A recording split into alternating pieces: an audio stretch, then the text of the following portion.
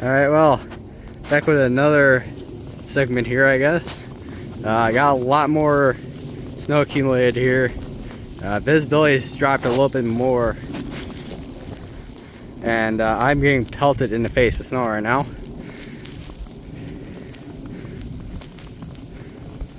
I mean, I'm getting pelted. I wonder if I can see any geese. I don't see any geese down here. I think they all flew off. Yeah, that's, I mean, it's like 27 degrees, so I wouldn't be surprised. Holy. That's all frozen. I do wonder how far down the ice goes down on the pond here. Because, I mean, I would imagine it's pretty far down with the ice, but I don't know. Depends on how shallow that water is, I guess. As I think. Yeah, I'm getting pelted here.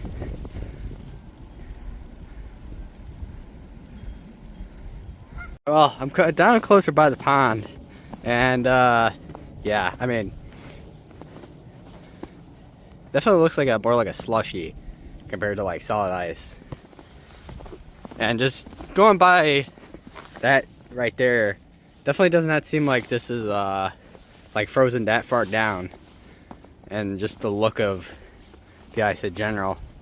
So this is for like very thin ice compared to thick ice on the water here. Alright, so I got the measuring tape. This is probably roughly like definitely a little over 3 inches.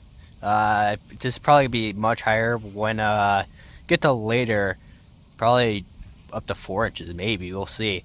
I do want to check some of this area here.